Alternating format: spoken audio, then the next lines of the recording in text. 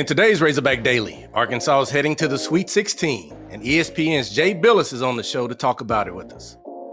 It's Monday, March 24th, 2025. I'm Quinn Grovey alongside my man Matt Zimmerman, and you're listening to the Razorback Daily.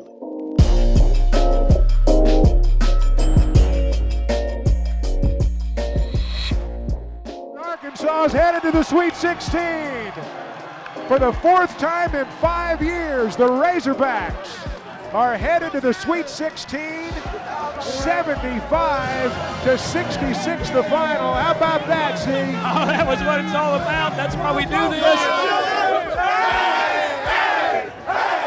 All right, here we are back on the Razorback Daily, folks. I know everyone's so excited. The Hogs with a huge win, and we've got a special guest with us. He's been on with us several times before.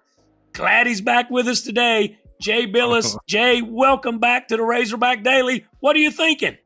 I'm still amazed at what I saw in that Arkansas-St. John's game. Just amazed. When you think about what happened this season, Arkansas starts off 0-5 in SEC play.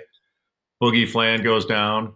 They go into Rupp Arena and win in Cal's first trip back there since he left Kentucky for Arkansas. And then, Adu Thero goes down, and they actually start performing at a higher level. Now, I don't think those two things are necessarily related. I'm not saying because you went down. It's not this addition by subtraction stuff that coaches like to say. But if you ever said it about a coach, you get in trouble. But I didn't think there was any way you could give up 28 offensive rebounds, go 2 for 19 from the field or from three and beat St. John's. I just didn't think there was any way that could happen. And two freshmen led the way, maybe three if you count Boogie Flan. But for what Carter Knox did and Billy Richmond is a terrific player and athlete, both of them, I'm still kind of stunned by it, honestly. Yeah. Jay, I get fortunate enough to be around these guys a lot, and Coach has kept such a positive attitude through everything. And it's not like just one day he's positive and then he's down, and he is like so jolly all the time through this season, and he says positive things. He loves on them. He teaches. He coaches. He doesn't yell at them very much. I've been surprised that he doesn't get on them very hard, really. And it's been really neat watching this old Hall of Fame coach at 66 love on a team and enjoy a team as much as these guys. Have you seen that as well? Yeah, but it doesn't surprise me. I think for fans and people on the outside, they tend to take on sort of what's just happened as this is going to keep happening. So when you're winning, they think, okay, everything's great and we're going to keep winning. And sometimes coaches are going, well, we won, but this isn't the way we're playing isn't going to beat the best teams, that kind of stuff. And when you're not winning, fans tend to be down in the dumps and, oh, woe is me, and when's the next dark cloud gonna come over our heads? And coaches and players are like, hey, man, we got another game to play. That's in the rearview mirror. Mm-hmm. That's what competition means. I mean, it's kind of like if you're a boxer or something and you think, what, you were never going to take a punch? Like, you're going to take a punch in the Southeastern Conference, and you're going to get beat when you play well. And that happens in that league. And so it's not all or nothing, doom or gloom every game. And Cal's like, he's kind of channeling a little bit the way it was at UMass. Like you have to scrap for it. If you're not playing well, make the other team play worse. That kind of thing. Yeah. And honestly, that's kind of what they did to St. John's. I mean, I don't think that was an X and O game. That wasn't okay, well, now we're going to set, a back screen and all that, and that's going to carry the day, and we're going to do this against the switch. It was they did all the dirty work, and the dirty work won them the game. Hey, Jay, looking at this basketball team, you talked about Carter and you talked about Billy Richmond. And I'll go back to those injuries. I mean, like when Boogie got hurt and then Thero got hurt. I mean, it was one of those things where this team really had to come together. But the biggest benefactor out of this whole deal was DJ Wagner, of course. But Billy Richmond and Carter Knox, they were critical components in a time where you needed them. They helped get us out of the mud. And now you're starting to get some of those guys back. But now you're playing with two guys that had Thero and Boogie stayed in the lineup. may not be as confident as they would or are right now. So I think we're a product of our environment. I think we're in a much better spot simply because of those injuries and where we're faced or where we're headed right now. Maybe so. I'd rather have Thero healthy and Fland healthy the whole year and see where you'd be. I think that'd be better. But I think that speaks to what roles are. So some people think that players are in a certain role because they can't do certain things, and that's just not true. Your role is what your team needs you to do in order to win. That's what they're asking you to do. It's not your limit. It's not all you're capable of. So what sometimes happens is a player goes out of a game with an injury or foul trouble or something like that, or they're out for an extended period of time. And then other players are asked to do more.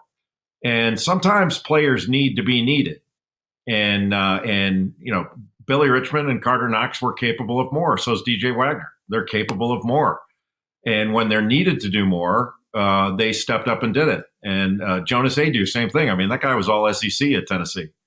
But earlier in the year, he wasn't needed to do as much. You would have preferred him to do more in certain situations. But then you get the rhythm and you get to show the ego of one of the lead dogs. And that's a good thing. And so now if Thero comes back, I have no idea what his injury status is. You guys know that more than I do. But, say he were to come back, he's coming back to a better team. And he can ease himself into it a little bit more. Same way Boogie Fland did. He played more minutes in the second game against St. John's than he did in the first, and he looked really comfortable. But he didn't have to go out and get you 20. The other guys could do that, and so I'm really impressed with the way they performed. I mean, in the SEC tournament. We were fortunate enough that we're on their side of the bracket, Dan Schulman and I, so we did both of their games. And you're like, hey, man, there's a better team than we saw earlier in the year that beat Michigan. They're better now than they were then. And maybe it's as it should be because Trevin Brazil's better, and he's starting to look like he did 2 years ago when he was flying all over the place in Maui and, when Anthony Black was there and all that. I mean, he's starting to look like that again. Gosh, Trevin has been so good and energy that we hadn't seen from him in a long time, and he's flying around. But our defense, Jay, and we know St. John's was good. They won 31 games. Big East is good, but they go 21 of 75. You kind of touched on it. You make a good team look like not a very good team against the Razorbacks defense. And the St. John's not a great shooting team, but still 21 of 75. That's some pretty darn good defense, isn't it? Yeah, I mean, I was going over the numbers. I was going 54. They missed 54 shots and got 28 offensive rebounds, and still Arkansas won. It's almost like it doesn't make sense in a way. Yeah. But that being said, I mean, I don't think shooting 2 of 19 from 3 is going to carry much further. I mean, the shooting is going to have to be a little bit better going forward, and the execution is going to have to be a little bit better. But one thing I know, Arkansas is, after Sunday, Arkansas is going to be one of 16 teams that still have a chance to win a national championship. And that's the best position you can be in. So it doesn't matter what happened, how you played, whatever. They're here. And they're one of the precious few that still have an opportunity to do it. And from now on, it just gets tougher and tougher in a way. But in another way, it's a pressure's off, go for it type of situation. And Calipari's really good at that kind of thing, of saying, hey man, we belong here. Let's go for it. Let's do what we're supposed to do, but without fear of making a mistake. That's the way you want your players to play is we got to be disciplined. We got to do things the right way. But man, take every shot to make it, and don't be afraid to miss, because we've proven we can miss and win. Yeah. So what's going to happen when we make? Well, let's go. Hey Jay, with that, I mean, looking at that one, going back to the St. John's game, were you surprised, R.J. Lewis? I mean, were you surprised he didn't play in the final minutes of that game? No, because he wasn't playing well, and it was clearly becoming a problem. So I wasn't surprised at that. What surprised me is that they didn't make a more concerted effort to go into Zubi Ejiofor, because he was having a great game. He's a difference maker for St. John's. And after Ivisic fouled out and Adu had 4, I thought that they would start pounding it inside to him. Especially when it's not like Arkansas was the only team that couldn't make a shot from the perimeter, but Arkansas kept driving and kept getting to the free throw line and kept putting St. John's in a position to foul them. And I didn't think St. John's was doing the same thing to Arkansas, frankly. If you're going to take the St. John's perspective, if I'm them, I'm looking to get that ball inside more and put a little bit more pressure on the defense. So what if you get your shot blocked? I mean, Arkansas blocked, I think, 7 shots in the game. They did a really good job protecting the rim. But so what? Like, if you get your shot blocked, fine. You're giving yourself a chance to get fouled. That's a lot better than launching up a shot that you're missing. I would have done a little bit differently, but I'm sitting here and not on the sidelines. Yeah, I'm the same as you. I'm so glad he only got 12 shots. Big Zuby, 7 of 12. That was, he got the 11 free throws, but he got fouled 8 times. So if you throw it in there, he's got a chance to score. He's got a great chance to get fouled. That was a big thing. And interesting on RJ, not to pick on him, he was frustrated. But there in the second half, when they would take him out, I would see his teammates, Jay, on the sideline. We were right. I could look across and see him, and they were really having to talk him up and kind of love on him. And they just got frustrated, which we've all coached and been a part of teams where your team just gets frustrated. But we were able to get St. John's frustrated. They had a huge crowd there. And I think that things got tight for them, and that's part of the reason that they struggled to score. That can all factor in, right? Oh, yeah. And that's part of the tournament. They hadn't been in that position in a while where, things weren't going well and you had to find a way to win. They'd been in some close games, but not where it was quite like that, where it was a little bit of a back alley brawl type rock fight game. And honestly, I think Arkansas has been in those games more often in the SEC. Now, there have been SEC teams that have lost, like Texas A&M lost. I mean, you've had a number. You got 14 of them. Some are going to lose. Yeah. And just because you have the best league doesn't mean there aren't better teams in other leagues than some of the teams in the middle or the bottom of the SEC. They've just got more good teams than anybody else does. But Arkansas kind of lives in that space. And so I think that had to give them a little bit more confidence that they can win in that situation. And they looked like the more confident team throughout the game. There were a couple of, white knuckle moments for Arkansas. And there's always going to be those in really close games where, it can get away from you. But they never let it get away from them. And they had an answer just about every time. And the main thing was they played really hard together the whole game, really hard. And playing hard together can make up for a lot of mistakes. At Arvest Bank, we've got loans and we've got lines of credit for almost anything. Need to improve your home, consolidate debt, or maybe purchase a vehicle? Then apply online today at arvest.com/loans. Equal housing lender. All loans are subject to credit approval. All the folks at Arvest are so excited about the Razorbacks making the Sweet 16.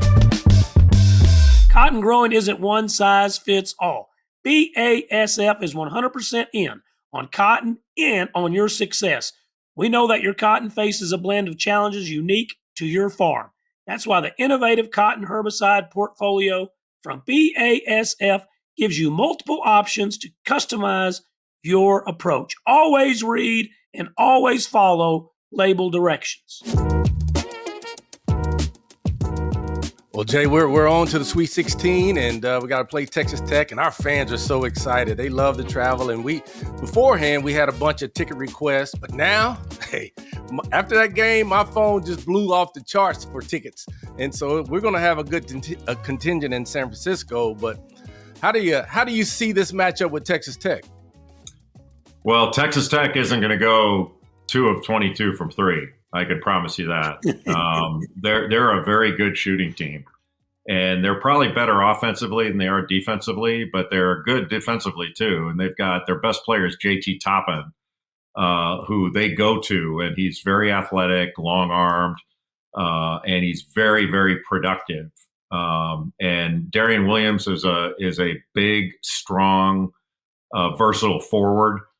Chance McMillan hadn't been playing of late. So I don't know if he's going to be able to be back for that, but he can really shoot it, as can Christian Anderson. And then their point guard is Elijah Hawkins, who was at Minnesota. And when he was at Minnesota, I thought he was, if not the best passer in the country, right on the top tier of passers. And he's difficult to deal with. He's a little bit smaller than Wagner, but really good. Like, they're a good team.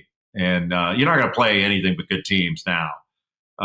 But Texas Tech is legit. So it's going to require every bit the effort that was required against St. John's. But I think it's going to require making some more shots too, because they're not going to shoot 28%. Like, that's not going to happen.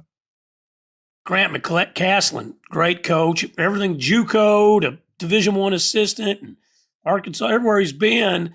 He really can coach the game of basketball. Have you got to be around him much, Jay?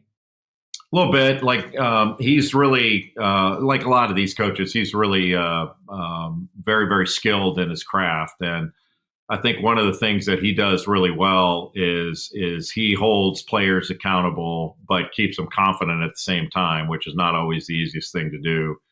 But I have a lot of respect for Grant. He's an excellent coach. Maybe the problem is for fans, there's not as much to dislike in him. Like you've played against some coaches that are, a little easier to dislike, and you kind of go, hey, it's Cal versus this guy we don't like. It's like, Grant's hard to dislike. So yes, might have to pick out another target.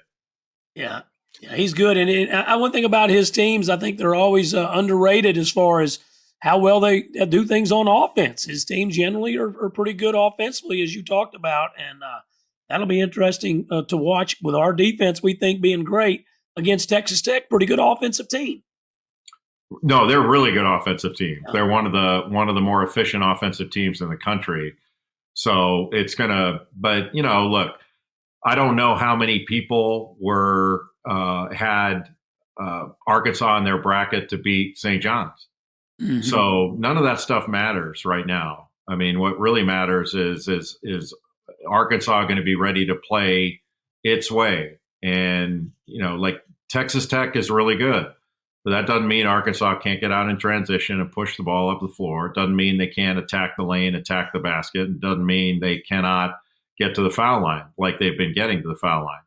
I think it's just going to require a little bit more precision in execution than we saw in the second round game against St. John's. Like, it's not to say that you can't shoot it poorly and win. You just proved you can do that.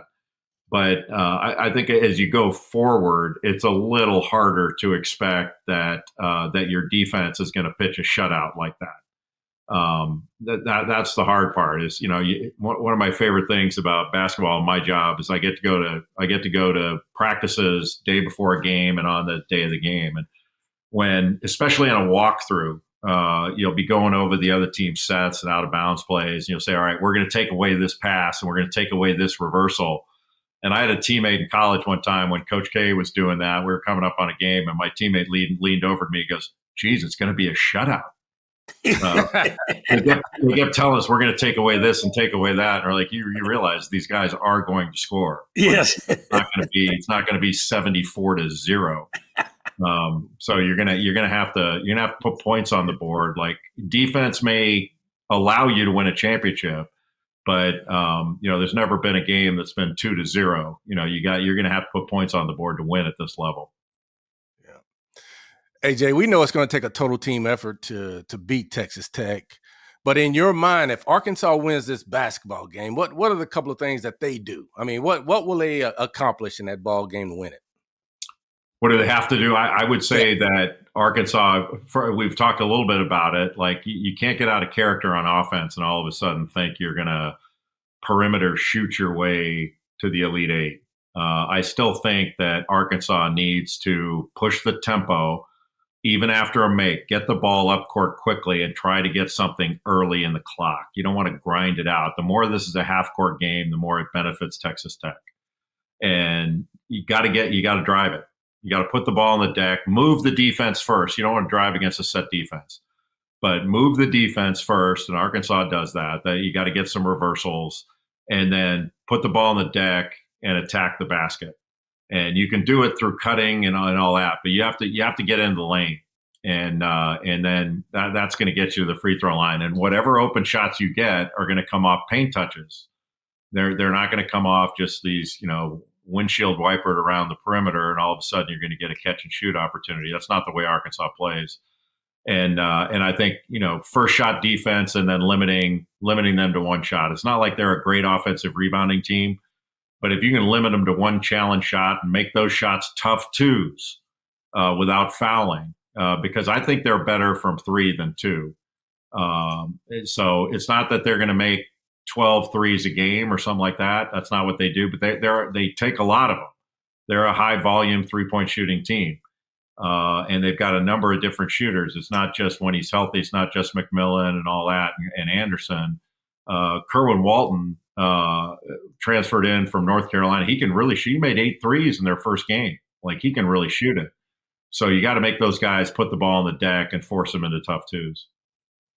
Hey, Jay, one follow up on that, Jay. From a strategy standpoint, I love strategy. I love the thought process of X's and O's, and I love the fact that some coaches are like, "Hey, we're just a flat out man to man team. We don't do anything else." Are you surprised more teams don't play us in zone?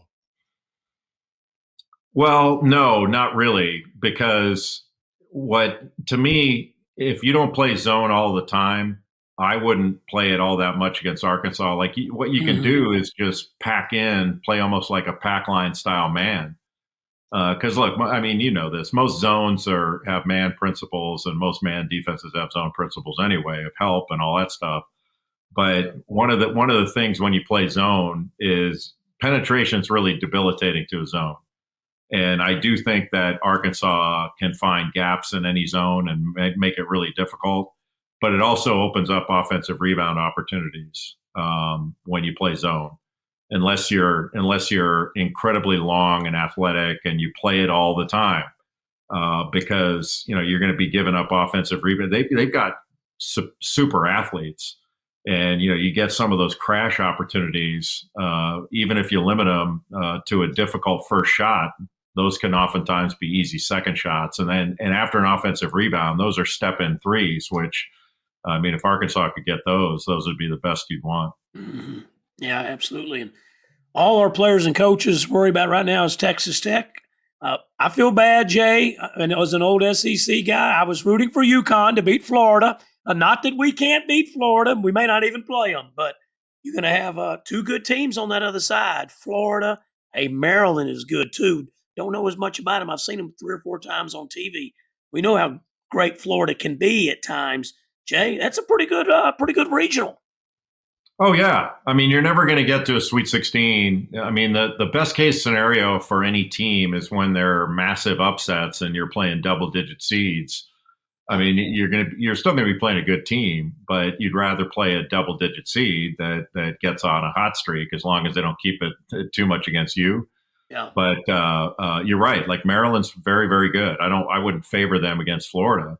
But whatever the winner is of the Texas Tech Arkansas game, if they get Florida, they're getting, in my view, the best team in the country. And I think they kind of proved that against UConn, that in a game where they got slowed down to a half-court game, they were limited somewhat, and they were missing free throws and turning the ball over.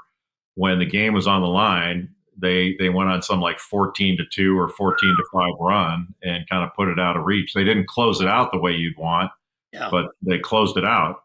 And it's kind of one of those things where somebody has that kind of shot to beat them and doesn't. You're kind of going, because people forget this, but this is way back when Arkansas was in the Final Four that year in 1990 in Denver. Yeah. And I was an assistant coach. I was a grad assistant at Duke. Yeah. And UNLV beat us by 30 in the championship game. We played Arkansas. I think Duke played Arkansas in the semis. Yep. And a friend of mine asked me, geez, what happened in that game? And I goes, well, it came down to one possession. And he goes, well, one possession? What are you talking about? You lost by 30. I go, yeah, the one possession that Ball State screwed up, and Ball State had them beat. Ball State had UNLV beat, and they screwed it up at the end, and UNLV survived it. People forget that. But oftentimes in the tournament, whoever's the champion, Yeah. They were this close to losing a Yes. second round or Sweet 16 game. It happens Yeah. every single year. The only time, well, not every single. Last 2 years, UConn steamrolled everybody. Right. But that's unusual. You have to Yeah. go like the UConn or back in the Woodens UCLA days where those things didn't happen. Usually, you come within an eyelash of getting beat in one of these games. Yeah. So I don't feel so bad about rooting for our conference brethren then, because I sure wanted Florida to get beat because I know what they're capable of. It's been a great NCAA tournament. Well, do you know where you'll be next weekend? You're going to be home? Will you be out? Will you be with ESPN, or where will you be? Yeah, I'm next weekend? exclusive to ESPN, so I'm always with ESPN. The next time I'll be at a game will be at the Final Four. We have our studio operation at the Final Four, and then I call the games for ESPN International. So CBS brings the games to the U.S., and I'm an incredible star in Latvia and the Netherlands calling the games for ESPN International. Yeah, that's awesome. Well, you do a great job, and we appreciate you taking your time to be with us on the Razorback Daily. I could talk to you for an hour because you're so smart, but we got to let you do other things. But we appreciate you so pleasure. much. Thank you guys for having me. Woo, Pig Suey. Good luck. I love it. Way to go, Jay. Way to go, baby. Well, all right, Z and Terrace, we get ready to wrap up this edition of the Razorback Daily. I mean, how cool is that? I mean, Jay Bilas, we're in the heat. We're in the heat of the NCAA tournament. Arkansas is on their way to the Sweet 16, and this guy makes time. I mean, he's a big-time star. I mean, could be considered the voice of college basketball. Yes, for sure. And he is on our show just chopping it up with us. I mean, I think Jay likes the Razorback Daily, man. I ain't going to even lie. I think he likes hanging with us, but I know he gets a bunch of requests, but his knowledge and, like you said, Z, during the interview, we could talk to him for hours and hours, but an important guy like that can't take up too much of his time, but he loves to come in and talk about the Razorbacks on our show. Yeah, you're right, Quinn. And can you imagine, you and I get quite a few requests just at our level of things, That's football right. and basketball, people's podcasts or local radio stations or different things. And him, I can't even imagine the hundreds and hundreds and hundreds of requests that he gets all the time to be on people's things. And he has been on the Daily a lot. We appreciate him. We don't pay him. I mean, it's just something he does for us. It's free, and it's really nice that he does it. He really thinks a lot of Sawyer Radler from Hogs Plus, who's works with us, and Tara as well. So that's a good deal. We appreciate him, and he said a lot of really good stuff. I'm excited about the Razorbacks' chances on Thursday to beat Texas Tech. I'm excited about our chances to advance to the Final Eight and have another chance to get back to the Final Four. Arkansas has been to 6 of them, and we are 2 victories away from being back in a Final Four. We're going to have a great week talking about it. We're going to have a great week building up, getting ready to head to San Francisco here soon. So we'll be talking to you some more this week from out there in California. And can't wait for this game. I know you, as a Razorback lover, you can't wait too, folks. So we're going to have a big time, and let's all build up for a big win on Thursday night. For the last 5 years, man, Sweet 16. That's a pretty doggone good basketball program. So it's a great basketball program. Yeah, you're right. And Quinn, how about this? Yeah. It coincides with the Razorback Daily. Me and you came on here February 1st, 2021. Right. Tara, 2021, Final 8. 2022, Final 8. 2023, Sweet 16. 2024, bad season. 2025, hopefully another Final 8, hopefully a Final 4. But right now, a Sweet 16. Hey, the Razorback Daily has kicked some butt with Razorback basketball. Come on now. I love it, and we'll keep kicking. We'll keep kicking like Jackie Chan.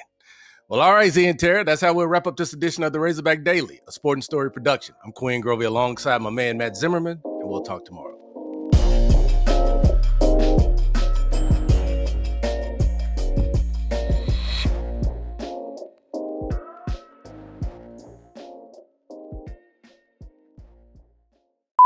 Coach Cal loved that. He wore blue on the air today. Did you see that? No, I didn't see that. Yeah, he was on our Sunday college game day show. Yeah, and came in via Zoom at home. And first of all, he needs new Wi-Fi because he kept cutting in and out. by a stronger Wi-Fi signal. Maybe get Hunter on that. That'll be in his next contract. That's an Arkansas thing. Yeah, and the other thing, he's wearing like a dark blue half zip, and he claimed he had been at Mass, and I'm sure he had been at Mass. Yeah, But he usually goes 9 o'clock Mass. They have no restrictions against a red sweater at Mass. Like, you could have worn red. Oh, trust me, our fans will. If they saw it, they'll be on it. Oh, they won't care now. That's true. He just beat Self and Patino. He can wear whatever color he wants now. Woo! That's big wins right there, man.